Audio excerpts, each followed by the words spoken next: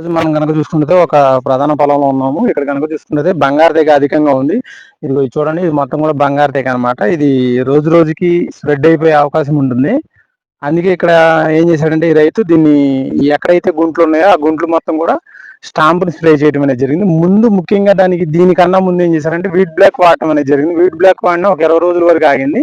అక్కడి నుంచి మళ్ళీ అధికమైపోయింది అనమాట. ఇదంతా కూడా అధికమైపోయి చూడండి, పొలం మొత్తం కూడా గుంట్లు గుంట్లుగా ఎర్రగా ఉందన్నమాట. కనపడేది మొత్తం కూడా బంగారు దిగ్గు గుంట్లు అనమాట. తర్వాత రైతు ఏం చేశాడు, దీన్ని ఎలాగైనా కంట్రోల్ చేయాలని ఏం చేశాడంటే దీన్ని మళ్ళీ స్టాంప్ తీసుకురావడం అనేది జరిగింది. స్టాంప్ తీసుకొచ్చి ఎక్కడైతే గుంట్లు ఉన్నాయో ఆ గుంట్లు మొత్తం కూడా స్ప్రే చేయడం అనేది కూడా జరిగింది. ఇది స్ప్రే చేసి 3 నుంచి 4 రోజులు అవుతుంది అనమాట. ఇది పూర్తిగా కంట్రోల్లో ఉన్నట్టే ఉంది. మరి తర్వాత ఏమవుతుందో తెలియదు. ఈ సంవత్సరం అధిక చలిగాలుల వల్ల మంచు ఎక్కువగా పట్టడం వల్ల కూడా ఇది ఏమవుతుందంటే ఎక్కువగా స్ప్రెడ్ అయిపోయే అవకాశం అనేది కూడా ఉంటుంది. దీన్ని మనం పోతా పిన్న దశలో కంట్రోల్ చేయాలి కంపల్సరీగా. లేనట్లయితే చెట్టు మొత్తం పాకేస్తుంది. పాకేసి మనకి దిగుబడులు అనేది కూడా నానాటికి తగ్గిపోయే అవకాశం ఉంటుంది. ఇక్కడ చూడండి, ఇదిగో ఇట్లా పాకేస్తున్నాం. రోజుకి కొంచెం చెట్లు మొత్తం కూడా పూర్తిగా పాకేసి చెట్లు మొత్తం అల్లేసే అవకాశం కూడా ఉంటుంది. ఇక్కడ చూడండి, ఇదంతా ఒక వలయాకారంలో ఉందన్నమాట. ఇదంతా కూడా బంగారు తీగ. ఇక్కడ దీంట్లో కాయ అనేది కనపడదు, చాలా తక్కువగా ఉంటుంది అన్నమాట. పోతా పిన్న దశలో ఇది ఎక్కువగా స్ప్రెడ్ అయిపోయే అవకాశం అనేది కూడా ఉంటుంది.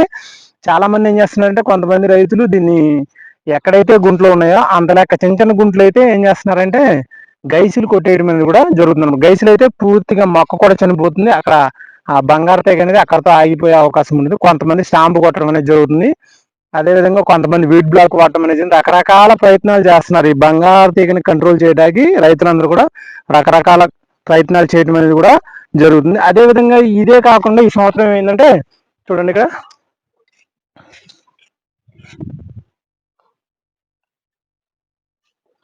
పల్లాకు తెగులు ప్రతి పొలంలో కూడా ఒక ప్రధాన సమస్య అయిపోయింది అనమాట. ప్రధాన పొలంలో పల్లాకు తెగులు అనేది కూడా ఈ సంవత్సరం బాగా స్ప్రెడ్ అయిపోయే అవకాశం అనేది కూడా ఉందన్నమాట. దీనికి మనం ప్రతిసారి కూడా కంపల్సరిగా దోమ ముందు అనేది కంపల్సరిగా వాడాలి. ఇది వాడినట్లయితే ఇది ఒక వైరస్ అనమాట. ఈ మొక్క నుంచి పక్కన మొక్క కూడా సోకే అవకాశం అనేది ఉంటుంది. లేదంటే కూలీలను పెట్టేసి ఈ మొక్కలన్నీ ఏరిచ్చేసి వీటిని పూర్తిగా నాశనం చేయాల్సిన అవసరం కూడా ఉందన్నమాట. రైతులు గుర్తించాల్సిన అవసరం ఎంతైనా ఉంది. ఇలాంటి మరిన్ని వీడియోలు మీకు కావాలంటే నా యూట్యూబ్ ఛానల్ సబ్స్క్రైబ్ చేయండి, లైక్ చేయండి. Thank you friends. ఇదంతా కూడా బంగారం అనమాట. పొలాల్లోంచి లాక్కొచ్చిన బంగారు తీగని ఈ రకంగా వేసారనమాట. ఇది ఆరిపోయిన తర్వాత పూర్తిగా తగలబెట్టేస్తారు.